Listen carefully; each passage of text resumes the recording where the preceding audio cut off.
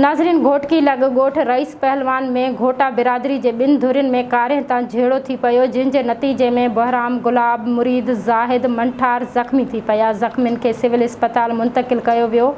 ज़ख़्मियुनि मां हिक ॼणे बहराम ॻोठो जी हालत ॻणती जोगी हुअण करे तालका अस्पताल मां तिबी इमदाद ॾियण बाद सखर अस्पताल रेफर कयो वियो। एहतजाज कंदड़नि सोहराब नज़ीर ऐं ॿियनि इल्ज़ाम हणंदे चयो त असांजी बिरादरी जे दादो शहज़ादो मुमताज़ ऐं ॿियनि असांजे घर मथां हवाई फायरिंग करे असांजे नौजवान खे घर में घिरी नौजवाननि खे ज़ख़्मी कयो आहे।